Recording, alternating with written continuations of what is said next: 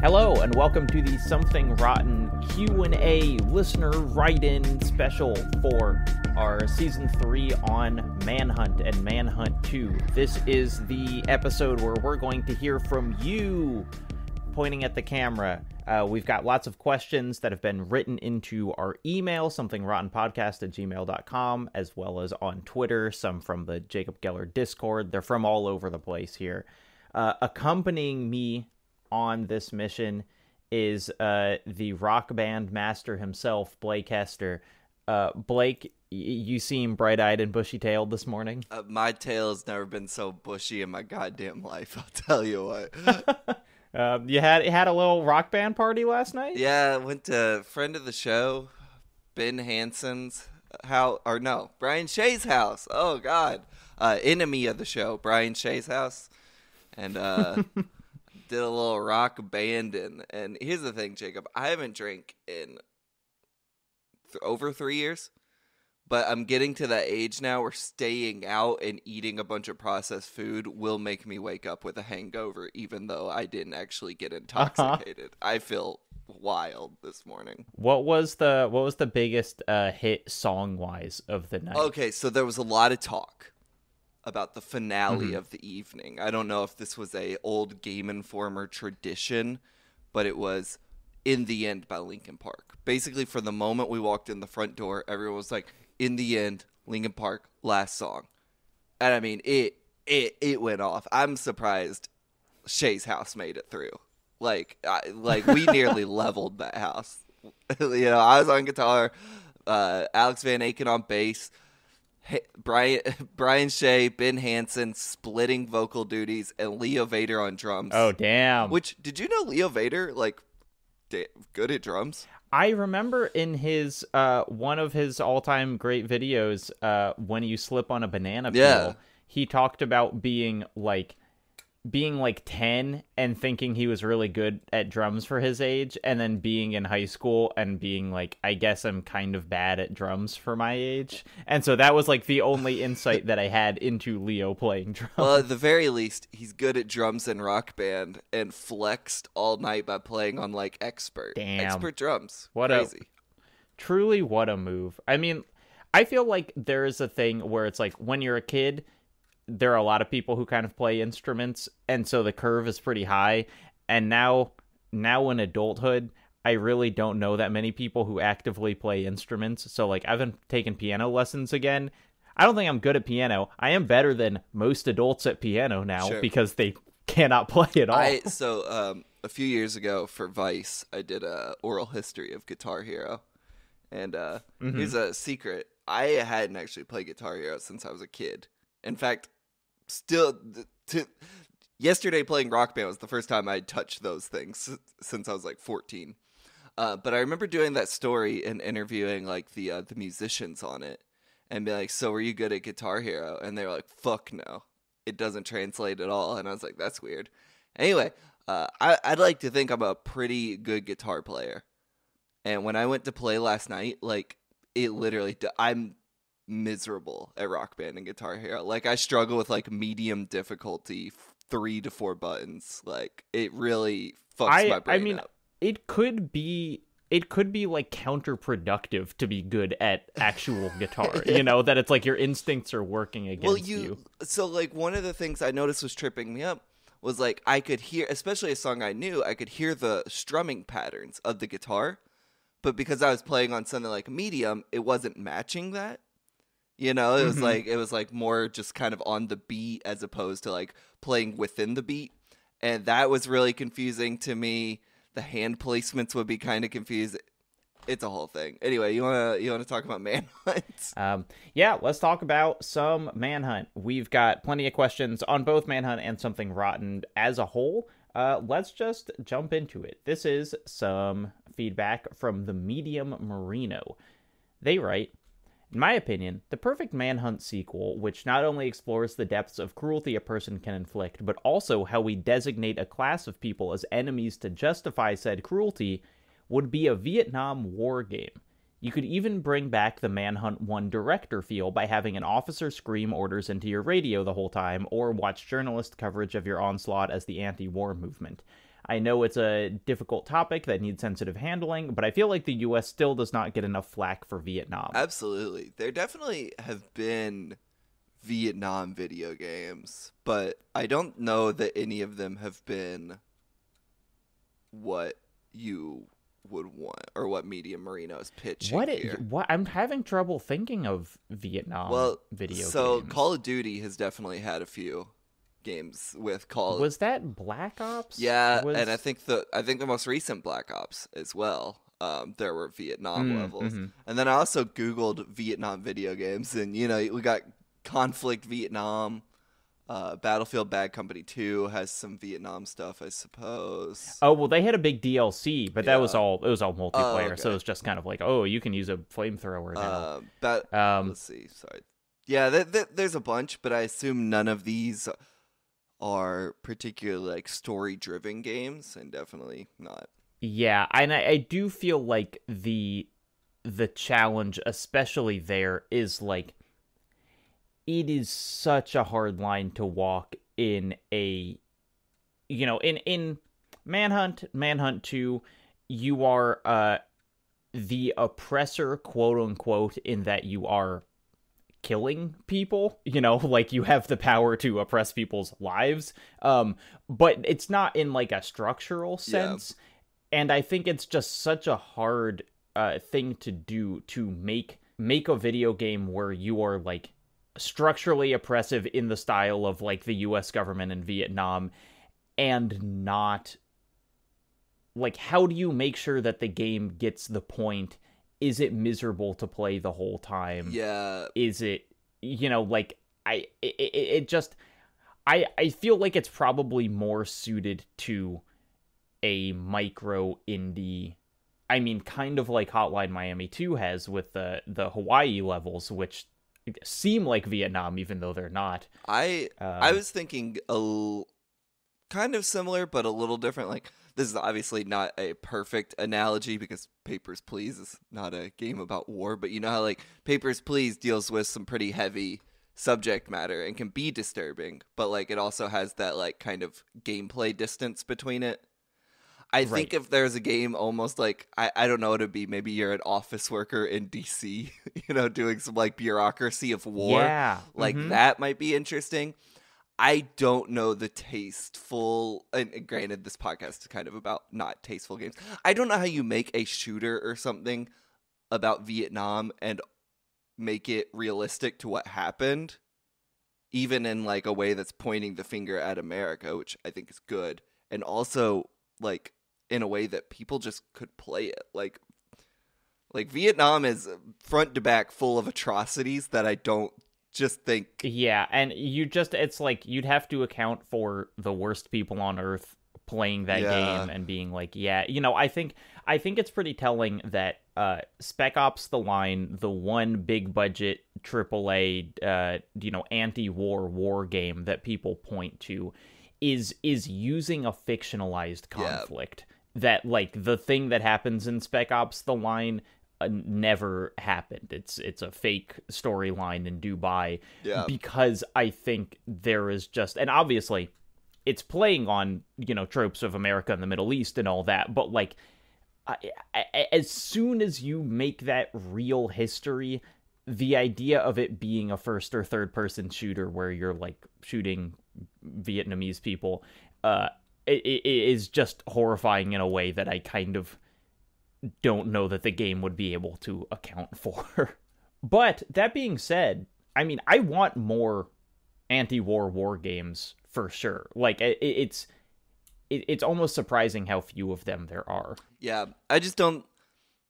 It's weird because on the one hand, you've seen plenty of pushback when a game like Call of Duty uses a fictional country as an obvious stand-in for like a real country or real like part of the world. But I also think maybe that's the solution when doing some of this stuff.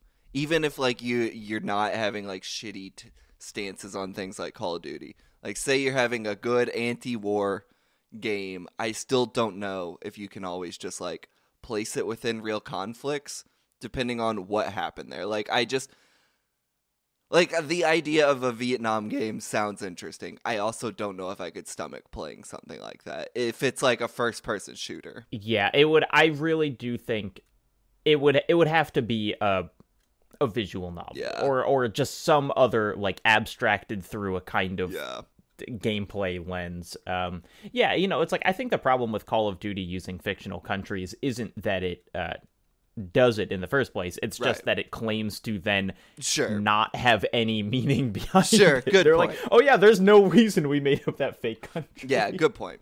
Hey Jacob, have you been listening to the Nebula feed of our podcast? Yeah, duh. I'm impatient. I want to hear what happens on the show next week, and Nebula gets all the episodes a week early. Sure, and they get bonus episodes too. But, we still do have to record next week's episode first. Oh, I keep forgetting we don't live in the future.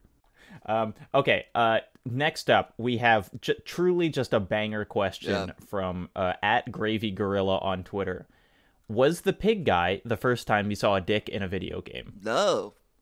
But Blake, you wanna remind people who's the pig guy? Yeah, the final boss. No, well, I guess second to last boss in Manhunt 1 is a character named Pigsy, who's hanging the biggest dick you have ever seen in your damn life. He's a hog man, and he's hanging hog. Yeah, this question rules. I really had to do some thinking through the annals of history. I did too. I came up with a list, and I wrote the list, and I had it as a note, and then I took it out of the note because I didn't want you to see it in the script. I think my first one was in GTA 4, the DLC Ballad of Gay Tony. Early in that, a mission giver gets up and just does full frontal male nudity. And I remember X-Play being like, this is crazy. And as a teenager, I was like, that's kind of cool. All right, let's check it out. And so I did. Yeah. Unfortunately, I think the first instance of this is in Custer's Revenge, which is the horribly racist and misogynist Atari 2600 Hold game. On. Why is that the first one you saw? Oh, well, I was just thinking first. I mean, it is. I think I saw footage of that game before I played any games with dicks in it. That was how I was answering. It was like the first dick No, you're right. I saw. I have never played Custer's Revenge. I should make clear. But it is. I mean, it is a famous. Yeah. I hate to even talk about it, but this is an Atari 2600 game where you play as, I don't know, theoretically General Custer, I guess, and you are running across a field of arrows to sexually assault a Native American woman, and you're naked, and it's like incredibly. I mean, it looks like Space Invaders, but like you can see his erect dick in like 4 pixels. It's one of the most like reprehensible pieces of video game media ever made, but like it is kind of important in that history. If we hosted Something Rotten in like the early 80s on, I don't know, like local AM radio, we would do a season on Custer's Revenge. Probably it's a Something Rotten game. A game with approximately 12 seconds of gameplay. That's right. We'd unpack it for 5 weeks. I think the first one that I played that came to mind was in the video game Dante's Inferno, the last boss, which is a game on our list, or if it's not, then it should be, because Dante's Inferno is a classic kind of Something Rotten game. But the last boss is Satan, and he's got like a physicsed dick, like he's running around, he's kind of covered in fur because he's like a goat man, but like he's got a penis. I think there was one in Outlast too, right? No, like Outlast the game, not Outlast 2. Or was it Outlast 2? Yes, there was. No, I didn't play Outlast 2, but in Outlast 1, you were chased by naked guys who definitely had visible penises. Recently, Scorn, the H.R. Geiger game, has a penis pump. So Scorn, being one of the grossest games I've ever played, continues that tradition. I mean, honestly, maybe that's the least gross part of it. Watch Dogs 2, I believe, had penises. Really? Like an Ubisoft game? Yeah, they definitely had that game had a lot of nudity, for sure. I I think Red Dead 2 have penises. It seems like it would in those just kind of like there are those weird like cannibal people who live out in the forest. The only other one that I came up with that I mean it's like you can look, people have made lists of them, but one of the funniest Reddit posts I've ever seen is on the Skyrim Reddit. It was clearly not posted as like a look at this is so funny, but the name of the post was just how do I uninstall the mod Schlongs of Skyrim. And it was a guy who had downloaded like a mod pack, and one of them was this mod that gave all the male characters big old dicks, and he was like, how do I get rid of this mod? That's so funny. I also just remembered the Conan game with the dick slider. Yes. Yeah. Cyberpunk. There are lots of games with a bulge slider, like Saints Row, Cyberpunk, but you often just see the underwear. I'm on r/video games looking at a thread.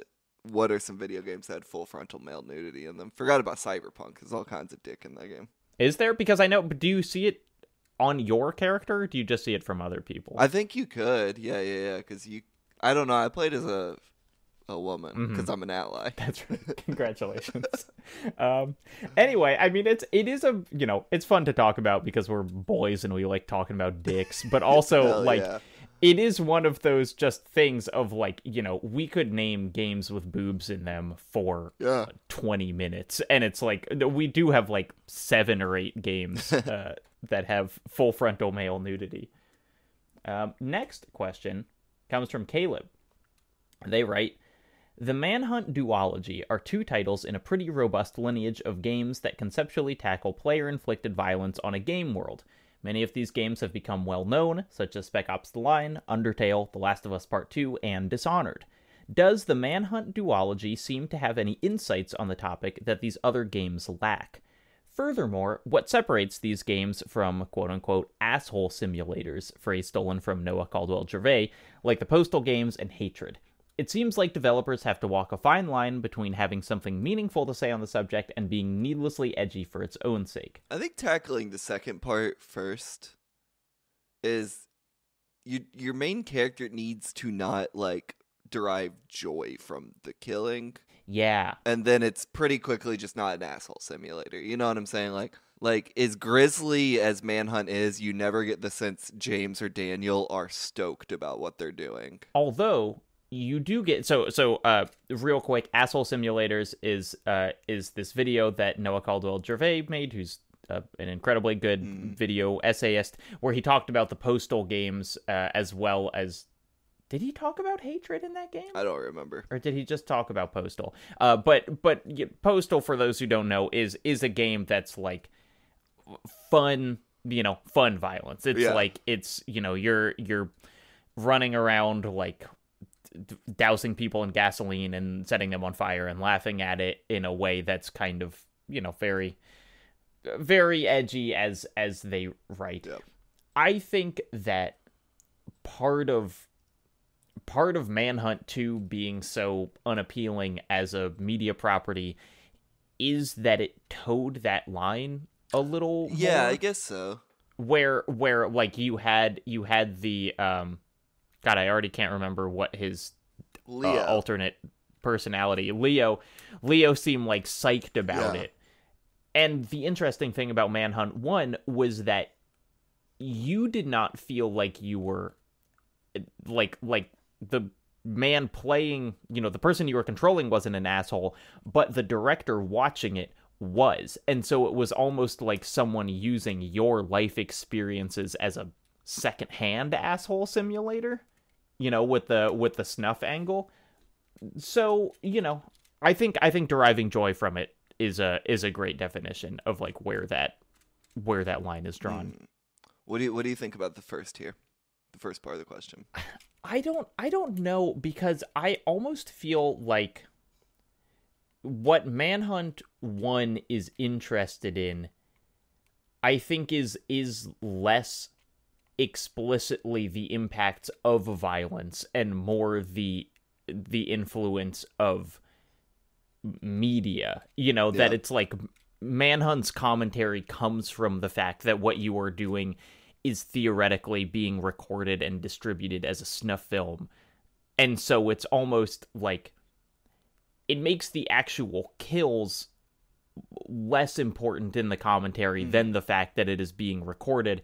Whereas The Last of Us and Spec Ops and whatever, like, those are games that are focused on the victims. Like, the commentary in those games is that the people who you are killing did not maybe deserve to die. Well, except in Dishonored. I guess, but it's, I still don't think Dishonored is specifically, like, all these people, Dishonored is still, like, putting a lot of death into the world makes the world worse. Well, yeah, I don't think that's... If you play Dishonored right, like, your kill count is extremely low, or 0 if you really go for it. Yes. Yeah, I think, like, Manhunt is not super interested in, like, especially Manhunt 1 is not super interested in any specific person you kill, or even grappling with the idea that you're taking someone's life. Like we talked about, like, death is meaningless in Manhunt's world, and that's the message it's unpacking. Like, the world and the people you're inflicting violence on are just kind of like ones and zeros to get that message across. Yeah, I think it's, I mean, and through extension of that idea, I think it could be talking about how casual and meaningless violence is when put through the lens of media. If you are kind of watching the snuff film of Manhunt, it's like you don't care about anyone who died because you're just kind of getting off on watching the film itself. And so, if you wanted to give Rockstar, I think, the most credit that you could with this analysis, it would be that they are kind of being critical about games and violent media as a whole, of, like, not actually taking responsibility for the victims of the people. But you do have to do a lot of work to get there, as you just heard us do. All right. The next question is from Sir Galehot. This is a kind of fascinating one. In your new episode, you state that, this was a couple weeks ago, but in your new episode, you state that Manhunt is about the director. The director isn't the one behind it all. It's, quote, Mr. Nasty. The Manhunt website gave that clue back then. And then Sir Galehot has linked to this YouTube video of, I believe, a now defunct website that was one of these in-universe websites set up around Manhunt's release, where it was theoretically advertising the game, but in practice, like, looks like something that you might find in Carcer City. Blake is looking at it right now and has a fairly stunned expression on his face. Okay, so we pontificated. We speculated whether or not, like, real shock sites were an influence on this, and I clicked into this video, and I can tell you, someone at Rockstar had to spend some time on some fucked up websites. Like, the visceral reaction, like the way this shot my brain back in time to some of the worst websites on the planet. Just, like, not what it's actually showing, just, like, the website and layout design and the way it's like the verbiage they chose to use. God, some poor intern probably had to look at, like, pages of rotten.com and, like, Style Project for or this. They were like, hey, I'm already a big fan of these, I'll do it. God, this is so wild. But anyway, on this question of Mr. Nasty, this is from the Manhunt wiki. Mr. Nasty is the name given to a mysterious, unseen character mentioned in the Valiant Video Enterprises Winter/Spring catalog, which is the instruction manual for Manhunt. He is technically the quaternary, but overarching antagonist of the game. Wow. He's also mentioned on this website. This is, I think, a good opportunity to talk about this kind of thing. Annoys me a little bit. I did not the question. I think this is interesting, and I also think the website is interesting. But, like, if the piece of media itself does not do anything to reveal that there is a different antagonist or make you understand why that would matter, then, like, if Mr. Nasty is or is not behind it all, it functionally does not matter, I think, in an analytical reading of Manhunt, because what are you supposed to do? Like, not take the game as its word?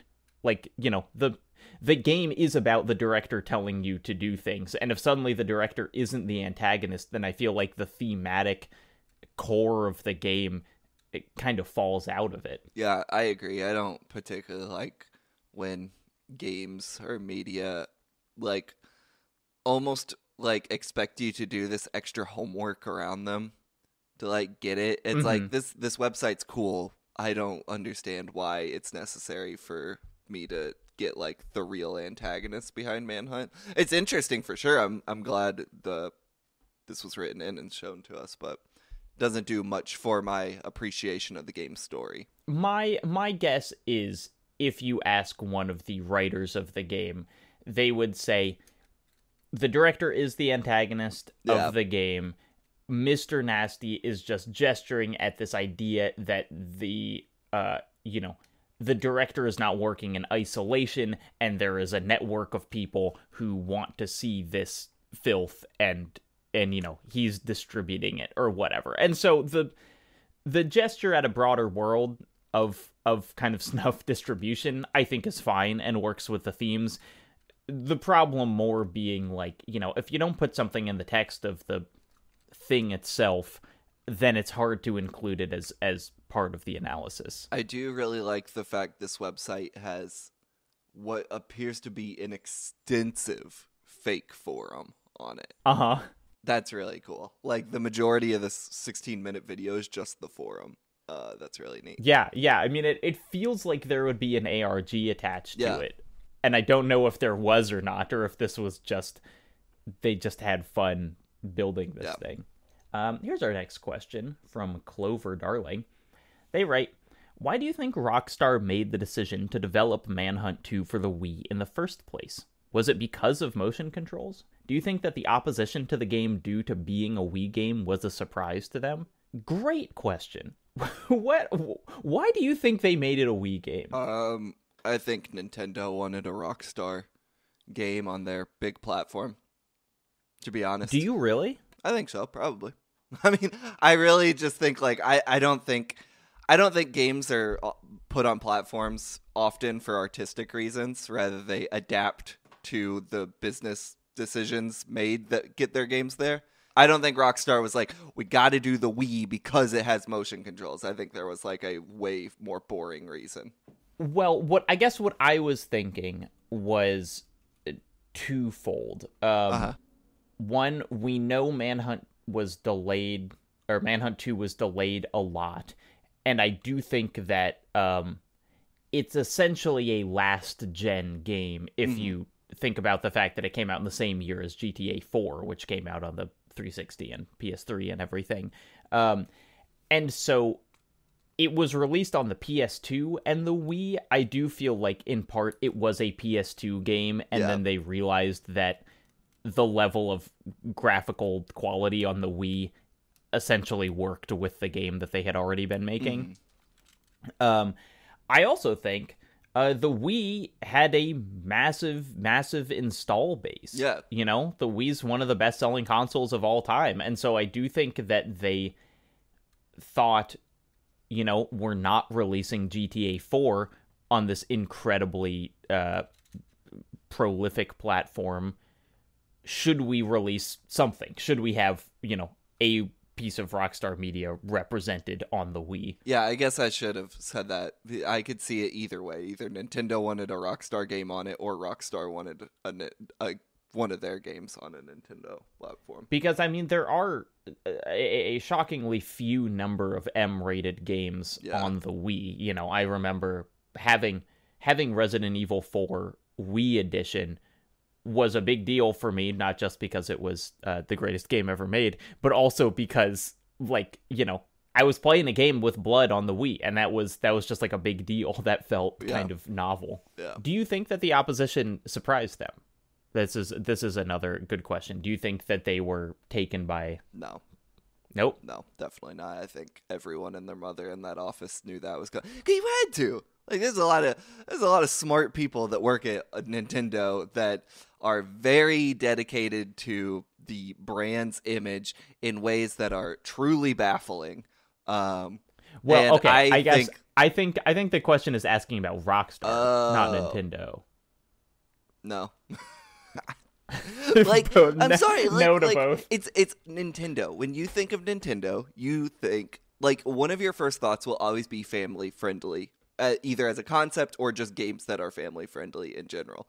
Like, Nintendo has done such work to, like, make sure the idea of family friendly games is intrinsically tied to their brand name that, like, you would have to be an astounding dumbass to not think putting out a game like Manhunt 2 on the Wii wouldn't cause blowback. I'm sure Rockstar totally expected it, and to some degree may have wanted it because, you know, as the idea goes, that can be good for any media's like sales. I don't know if it was in this case.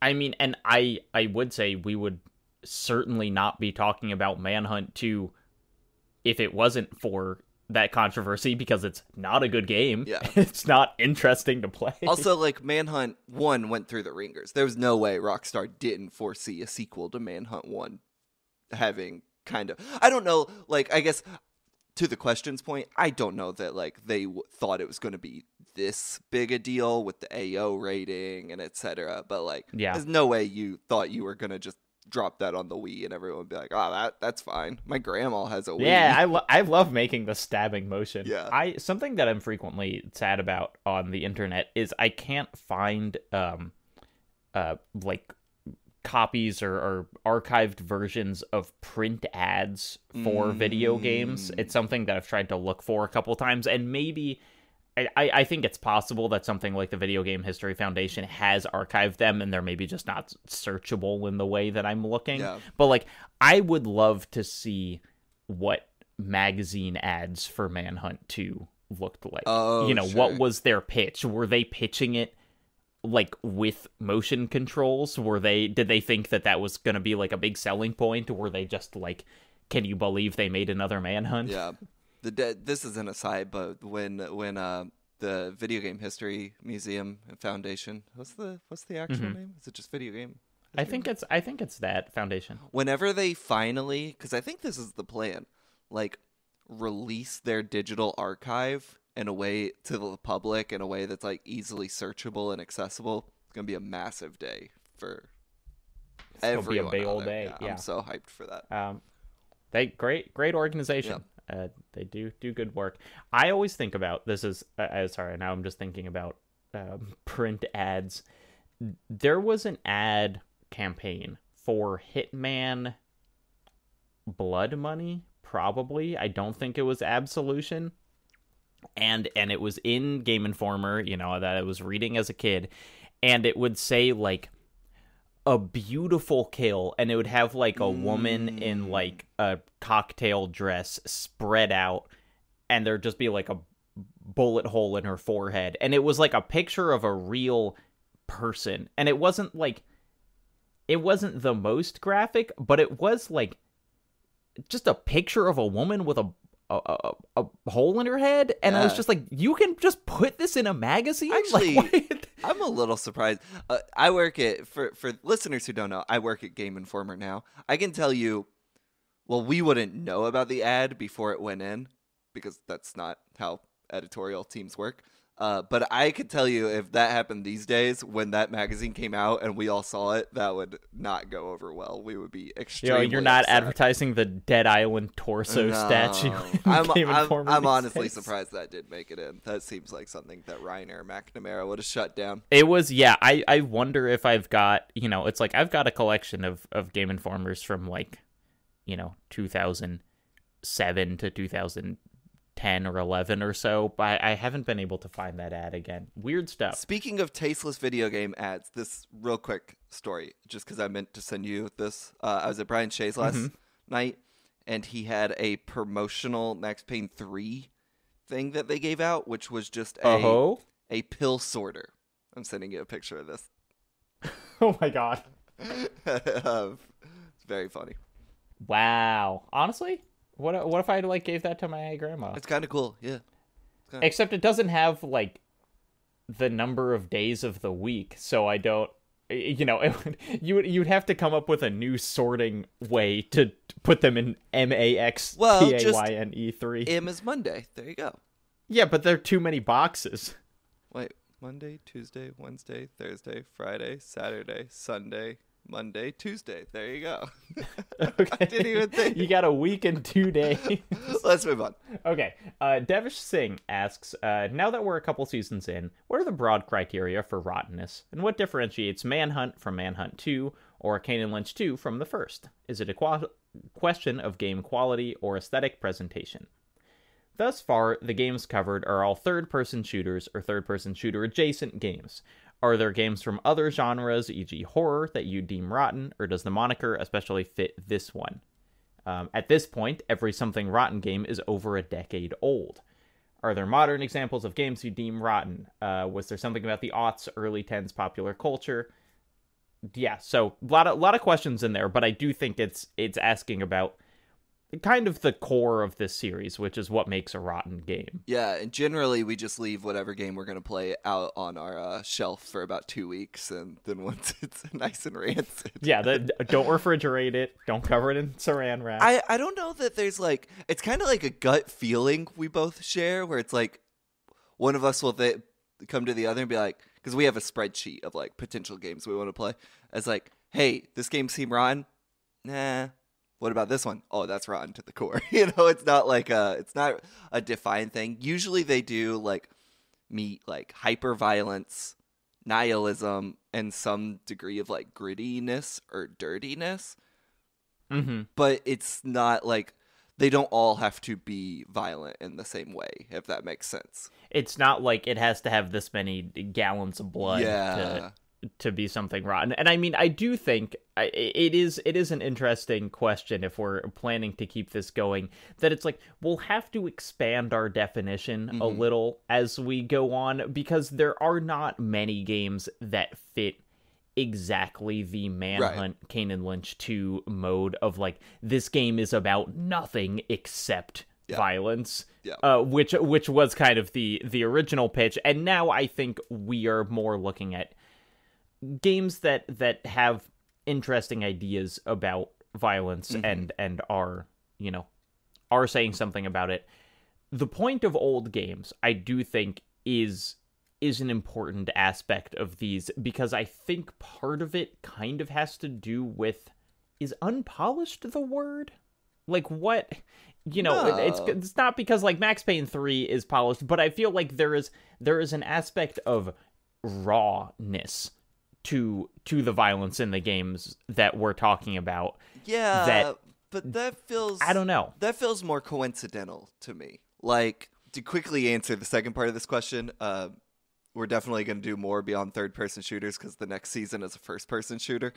And, like, that game feels polished to me. You know what I'm saying? Like, it doesn't feel particularly raw. Yeah, and obviously Max Payne 3 is a very polished game. And other games on our lists are also, there's some like pretty big AAA shit on here. So I think like the rawness or the like kind of jankiness maybe is like more just kind of a coincidence. And I would say Manhunt 2 also is like not a very janky game. Like, it's a pretty competently made thing. Yeah, I guess. I mean, it's like it's so boring that I'm like, can you call this polished? Sure. But it doesn't break. I do think that the time period is important just in terms of the era the video game industry was in. As we've talked about, there is this point where games wanted to get more mature, but seemingly did not see much of a way forward in that other than becoming more violent. That mature meant just inappropriate, and violence is the inappropriateness that most games speak with. And now, like, I think generally games are just they're interested in doing a little more. You know, when you think about God of War Ragnarok, which I think is a great game, it certainly is a game with a lot of violence, and in many ways a game about violence, but it's not a rotten game, because that, you know, it's just a little too thoughtful about it. You know?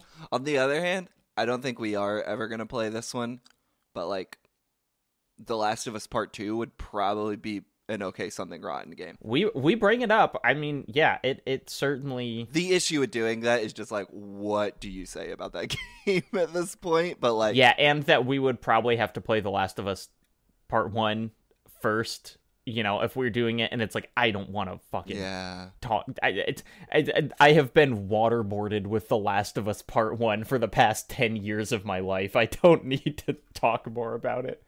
But yeah. But that is an example of like a recent game that would theoretically fit the bill pretty well.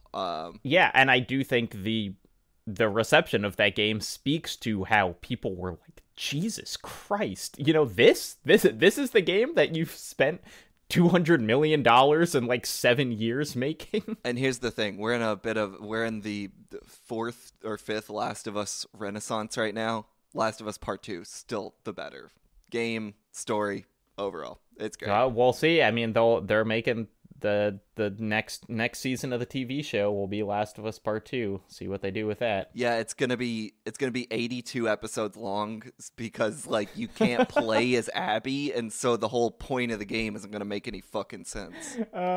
Okay. Catherine asks, many modern military games feature heavy use or reference to drone strikes and air vehicle support. Call of Duty has brought the likes of the AC-130 to popular knowledge, and gameplay with these weapons feature an extremely close resemblance to real-life footage of combat.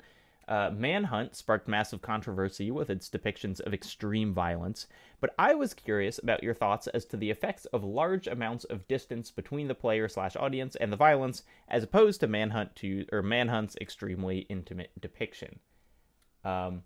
Let's answer that, and then there's more to this question that I do want to read because I think it's thoughtful, but just just to talk about it. Put simply, the distance actually bothers me more. For sure. There's what is the most recent Call of Duty? Modern Warfare 2? Is that what it's called? Of course, Call of Duty Modern Warfare 2. Don't you remember? Yeah, there's a AC-130. I've played the original one, but like there's a one in the most recent Call of Duty, which is kind of an homage to the famous AC-130 mission. And like it's a shitty mission, just like from a design standpoint. It's too long. It's 45 minutes long. Yeah. But it like was probably the thing in a video game that disturbed me the most in the last year or two. Like, I did not, for the same reasons the AC-130 mission is famous, I do not like the cold disconnect of the characters and the actions. Of course, I don't think Call of Duty Modern Warfare 2 does anything interesting with that, other than, like, wink and nudge at the fact they did it 12 years ago. But, like, as a player, it bothered me. You know, it's interesting that you bring that up, because I do think the original AC-130 mission in COD 4, like Modern Warfare, was saying essentially exactly, like, it was making a commentary on how disturbing it is. You know, like, I think that mission actually did a really good job being like, you know, the previous missions that you've been playing are so up close and in person, and then going to this completely detached black and white view and having a really kind of impersonal voice telling you you're hitting things was, you know, like, before that was a trope, it was kind of a poignant thing, and I gave the game credit at that time for doing something interesting with it. But as we've seen with the Call of Duty franchise, since then it has become a kill streak. It has been in many subsequent games. It's, you know, they've kind of thrown variations. They've made it more futuristic, and now it feels like it's like they don't have anything more to say about it. It's like the most generous you could be to the mission in Modern Warfare 2 is that it's saying the same thing as Modern Warfare 1 did 12 years ago, but like it doesn't do it as well. So it's hard to say that they're saying anything with it. I think there's a broader case of like also when Call of Duty did it the first time, that was when, like, not to bring up this old chestnut, like that live leak footage of the real AC-130 type attacks was coming out. And I think that was even on the news. And I remember that being a very shocking thing for people to see in real life.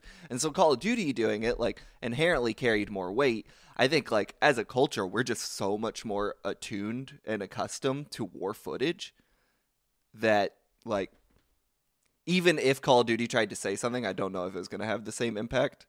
The broader issue is that mission just seems to be like a old band playing one of the hits rather than an attempt to do anything. I think when the public initially realized there was this change to war, it was, for a time, pretty shocking if you're still picturing war as essentially Saving Private Ryan or, Vietnam or something, where it's like individual people walking to individual houses and doing stuff. And instead, you see this video that looks like a video game of just like clicking on something and it dies. Yep. Here's a weird story from my life. A while ago, when I was kind of in and recently out of college, I would do case studies because I live near a university and they pay money, and I was poor. I wasn't poor, but I was not going to turn down $100 for doing something weird. I seem to remember this. Like, I think you were still doing this when we first met. It's possible. But one of these things that I did was I went down to some, university basement, and there was a guy, and he had what was essentially a survey drone mini game thing where it was on a computer, and the thing that you had to do was kind of move drones from like one point to another, and you had like 5 that you were working with at the same time, and sometimes they were like broadcasting GPS coordinates, but sometimes they would be scrambled, and you would have to pay attention to see when the drone was no longer broadcasting the coordinates that it should have been over. So it's just this kind of like, like multitasking thing. I did it, and I, whatever. I played the game. They paid me, but they had told me at the beginning, you'll get $40 for doing this, and then if you get the highest score, we'll give you another $40, which is, as someone who's done research design, like, you just want to give people an incentive to do well. Weeks later, I got a call from them saying, "Hey man, not only did you get the highest score that day, you got the highest score of anyone who did this case study. I was the single best drone pilot that they ever had." And it was because it was like, I was just playing a video game. I was like, I understand the rules and how to maximize this. And, it is no secret that the military has recruited based on kind of pitching this as a game. And I believe they have even like used Xbox 360 controllers to control drones and stuff like this. So the difference between these things is much narrower than the difference between using the Wii remote to make like a stabbing motion, Yeah. I remember going to one of the years I went to GDC. I covered a talk from a veteran who was not stoked on video games and their impact on war. I remember actually catching a lot of flack for this article. It was on Rolling Stone, and I basically just put a quote of his in the headline, and everyone had a bad read of it. But his pitch was, video game war is like, I don't remember what he said, X amount of times more violent than real war. And he doesn't mean that in the sense that, like, obviously if you kill one person, that is a more violent act than killing a million people in a video game. That's not what he was saying. But what he was saying was, kids join the military, and I believe his quote was, to do Call of Duty shit, Yeah. And that's just not how war operates. Obviously, you're a fucking idiot if you think you're going to go in there and be like Soap goddamn McTavish. riding on fucking like jet skis, shooting bad guys.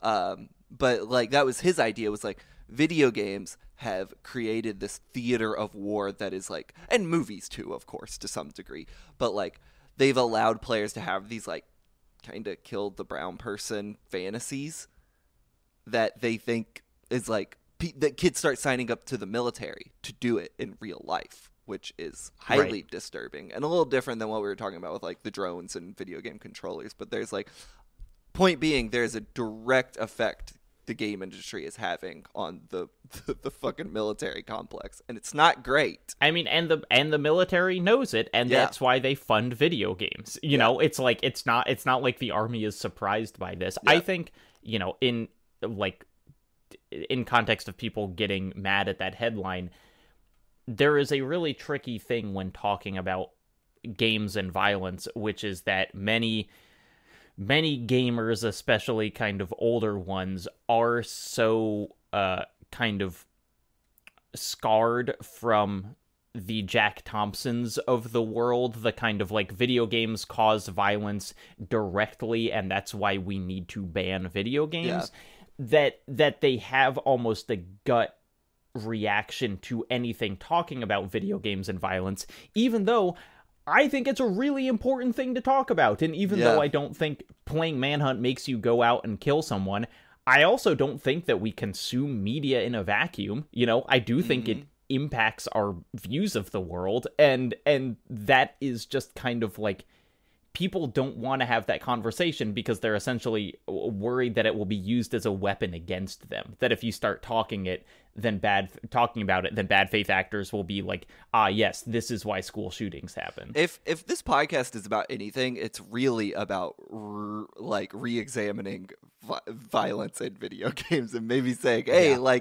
we should not just brush this off. One day we should talk about like when Trump got shown that hypercut of video games. I think that'd be in it. God, I right. have some real thoughts on that I've been afraid to talk about, but maybe we should talk about that one day if we ever do like a war game or something.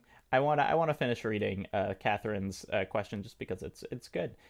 They say audiences are able to distance themselves from the violence. These weapons are almost always use IR thermal cameras, which depict blood and gore in black and white as opposed to the red you might see on a regular camera.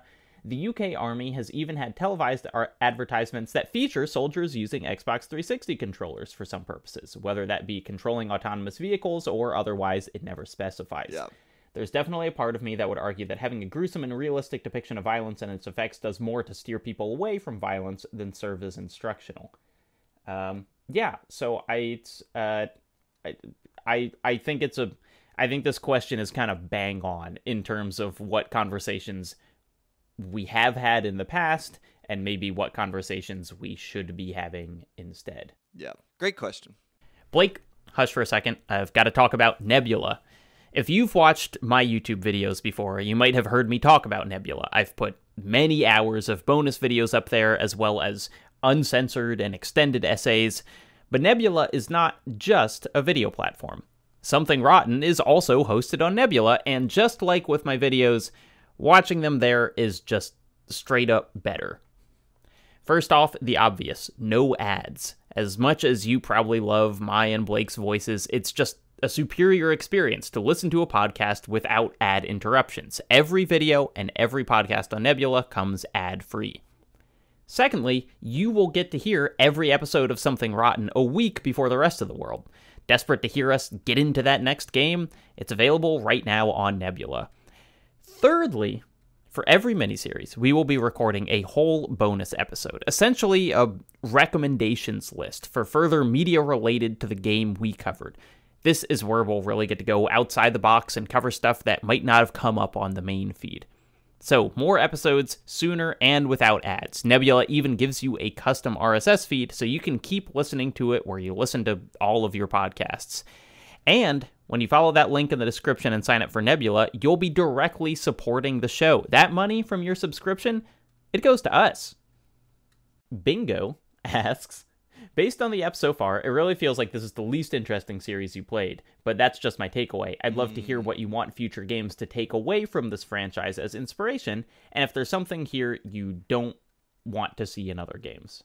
Or if there's something here you don't see in other games. Sorry. I like this question because it was not my take at all. Like, I think the first Manhunt is very fascinating. I guess if I were to rank the series of most interesting, though, maybe Max Payne, honestly, would be the one I would say is the least interesting thematically to me. Maybe. I mean, we've also just been talking about Max Payne 3 for like 10 years. Like, we had already done that podcast before we did the podcast. Well, I'll say, I definitely think that, I mean, as we said, Manhunt, I think, is the series that we would never go back to playing outside the podcast. Yeah. That both of us, I think, enjoyed the act of playing it the least out of all of them. You know, though Kane and Lynch 1 is also a awful game to play, and I think fairly uninteresting. So it's hard to say. But what do you want future games to take away from this franchise as inspiration? I mean, this is a boring answer, but similar to Kane and Lynch 2, just like doing different things with video game cameras. Like, I think this game, I think the first Manhunt like has interesting ideas about the role of a camera in a video games world that I like quite a bit. I also feel like I don't know that I need more games made about like snuff films or like some shadowy cabal of snuff industry. But I do like the idea of video games exploring violence in ways that like resonate with me, in ways that like something like God of War 2018 doesn't. You know, I don't like really buy into that game. Yeah, you know, if Manhunt is about violence through media, which is how most of us experience violence. Yeah. You know, like this is how we see it. We don't, you know, get beat up. Yeah, and obviously there have been games afterwards that have like done interesting things with violence, like Hotline Miami, for example. The Last of Us Part 2, I don't really read as a game about violence, even though that's what everyone kind of says it's about. Oh, and it's certainly not about media. Yeah. They don't have electricity. So, like, movies, it feels like movies have been so obsessed forever with, like, media. Like, movies have been obsessed with making movies about movie violence and our relationship to it. Like, Ichi the Killer is a great example. Cannibal Holocaust that we have talked about a few times. Yeah, Videodrome. I would like more games about video game or about media violence in general, in ways that feel actually resonant in the way that Manhunt does. I have a mechanical one, which is, and I don't want this to be just taken directly, but I do think it's a fascinating idea.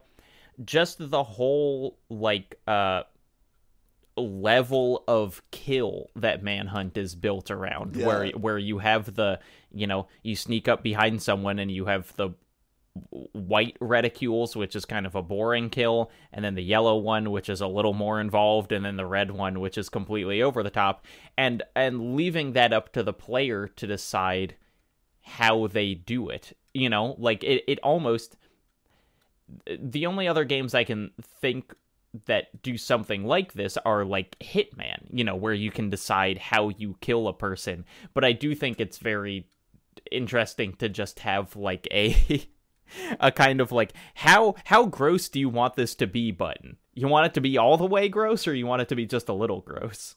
One of my favorite things that a game can do, you know, like meshing its themes and its story and mechanics, is when you've previously been playing one way and then the story makes you play a different way, where it's, you know, essentially it's like, oh, I've been playing really methodically, maybe I've been stealthing through the whole mission, maybe I've been like only killing the people I need to, and then something big happens to the character and you're like, fuck it, I'm gonna, you know, just like annihilate these people.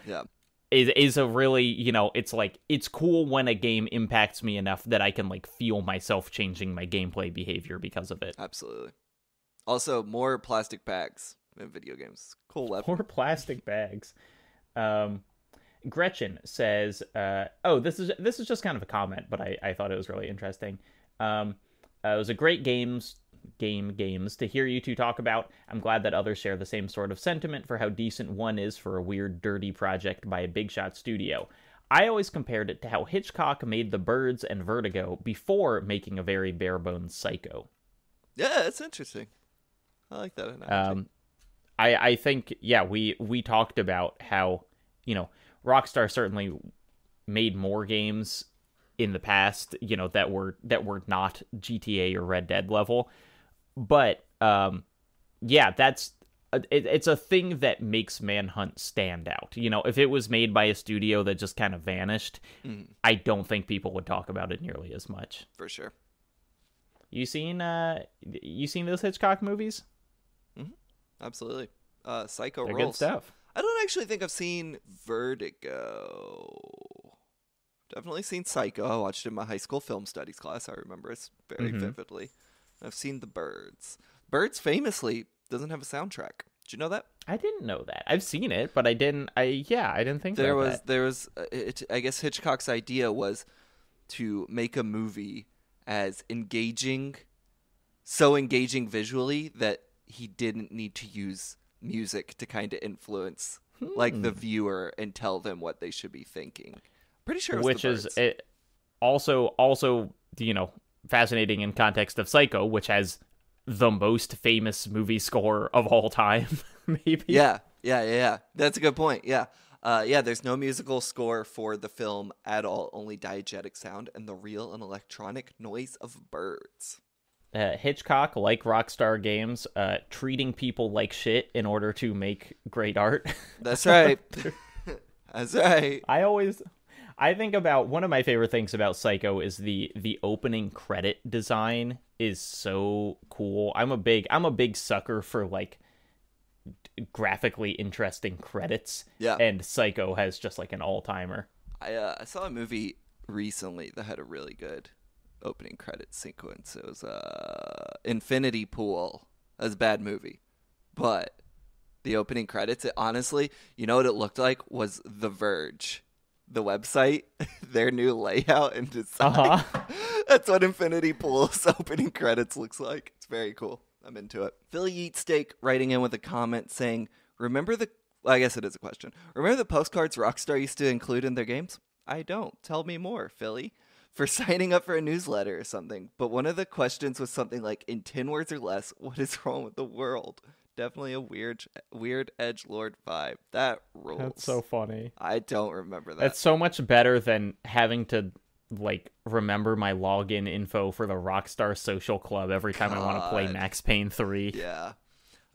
Cosmic Horror Goblin, can you do a companion series called Something Fresh about games that make you feel like you've just got out of the shower? Yeah, it's going to be a Nebula exclusive. A lot more of y'all have to sign up for us to do That's right. another Something podcast. Fresh. It's coming. What would name one Something Fresh game? Stardew Valley. Never played Stardew Honestly, Valley. recently, Hi-Fi Rush.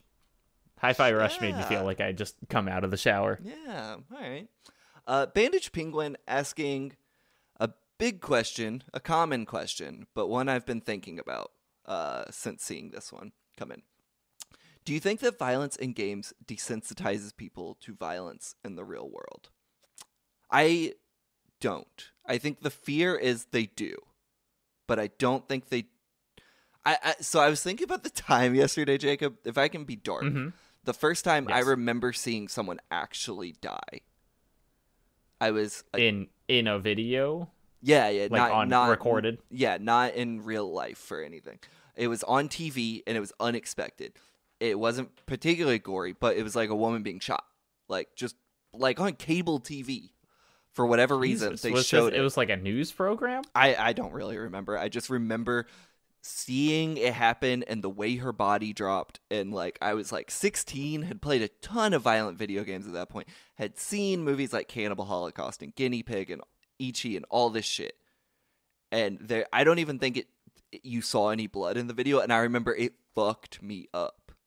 Like, peak edgelord, like kid, I could not handle it. And I still really struggle with it. Like, I think what desensitizes people to violence in the real world is seeing violence in the real world. And in 2023, like, that has just become part of our daily life if we live on the internet at all, which Jacob and I have jobs and livelihoods based around the internet. Yesterday, I logged into Twitter and saw videos of the protester who was shot, the climate protester who was shot in, I don't remember where. And you don't actually see it happen, but you see cops shooting, like a gunfight happening, and that would have been, in 2003, you didn't log into the internet and unintentionally see that. You had to go to very specific places. Yeah, I had kind of a similar experience when I was probably around 16 as well. The now defunct newseum, the News Museum in Washington D.C. Had I went there with my mom, and there was a section that had like all the, I think, Pulitzer Prize winning photographs. It might have been a different award, I'm not sure, but that had been taken, for like, 50 years or whatever. And a lot of those photographs are horrifying in a way that is hard to describe. Like the classic one is like that starving child with the vulture nearby. But a lot of them are people dying, stuff like Saigon execution that we talked about. And I also came out of there just kind of completely rattled. And I think it's important to bring these things up because I agree with you in that I feel now like I am desensitized to violence, and I hate it, but I don't think it's because of games. I think it's because of social media, essentially, like of the world that we have lived in for long enough now that, like on Reddit, there will be like, r/catastrophic failure, and I'll be like, oh cool, this is a video of like a big crane falling down, and it's like, yeah, and it falls down on like a 5 cars, and it's just kind of like, that sort of like just casual witnessing death. It's a tricky thing. I've been working on a story recently in a freelance capacity that, like, no way to admit this in a nice way, has meant I've had to like look at some death footage. And I've been clocking the ways I'm desensitized and like looking at autopsy footage, like pictures. I was like, it just washes over me at this point. It's like, I can just click on it, see it, be like, there's the thing. Okay. But I remember like watching, it was a blurred out video where you couldn't see anything, like, thankfully, because like they just spared the viewer. I was looking into some like stuff that exists on YouTube covering like violent acts, and they blurred the footage, but I could hear it, and like it like I often audio is going to be way worse. I thought I was going to have like a panic attack watching this thing. This was like a few weeks ago. Fucked me up for like a day. And so like video games, no matter what you show me, and in movies, honestly, it's not going to bother me. You, as a human, like, there are still points of violence, like, you hopefully will never be desensitized to, that even just the audio of it will destroy you. And the tricky thing about talking about it is, like, on the one hand, I don't want to say stuff like this shouldn't exist in the sense that, like, people should not be murdered. On the other hand, I think there's value in death footage existing in the public. I don't like the idea of like dudes who run like shitty Reddit boards being like, this is the real world, you shouldn't hide from it, pussy. It's like, fuck off, you fucking piece of shit. Yeah, but I mean, like, like we talked about with the drone thing previously, it's like people should know that war doesn't look like the picture in their head anymore. Yes. That is important cultural knowledge. There is value to being confronted by the realities of how horrifying some of the world is. And it's like, so it's one of those things where it's like, I don't want the footage to exist, but I also think in some cases it's valuable for that footage to exist and for us to be horrified by it. Yeah, and I think it is. I wouldn't want to make a universal rule for it. But it is the distinction between war footage of the various killings that kind of have spurred on the Black Lives Matter movement. It's like that is politically important, if horrifying. A video of a crane falling down and killing people, not valuable. It does not do anything except make me feel gross for watching it. 100%. But hey, maybe if I worked for OSHA, I would be like, people should know that these regulations exist for a reason. So it's hard to know. I don't think video games desensitize people to violence, because I think even if you think you're desensitized to it, you're not. If you see the right thing, you'll learn you can handle shit in video games you don't want to see in real life. I think the issue is actually the way video games glorify violence. And and this ties back to what we were talking about with like the way the military industry and video games are in bed with each other at this point. Like war games romanticizing and glorifying violence in foreign countries, I think is a way worse problem than Manhunt being kind of nasty, which I don't think is a problem at all. Yeah, that is an interesting perspective, and it does, it essentially links video games to it doesn't. They're not unique in that regard. I think sometimes people like to talk about video games as uniquely bad because they are interactive or whatever, but it's like, hey, you know what? The movie Top Gun caused the most Air Force signups, in history. That movie, even if I like it, is totally a piece of propaganda. Games can be propaganda in the same way. They can be propaganda either specifically for military violence or just generally for kind of the concept of a violent world. Yeah. Well.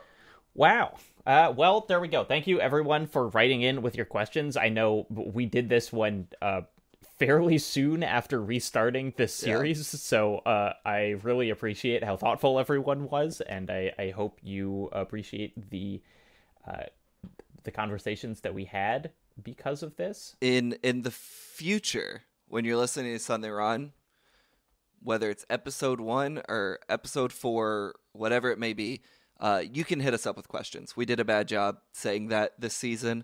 We have an email at somethingrottenpodcast@gmail.com. You can also tweet them at me, at Metallicasrad, or DM me. I have way less followers than Jacob, so there's a better chance I'll see them than him, so just send them to me. That's true. But email is the best way of reaching us, and we will absolutely kind of log those questions for the next Q&A of the next series, which we are totally doing.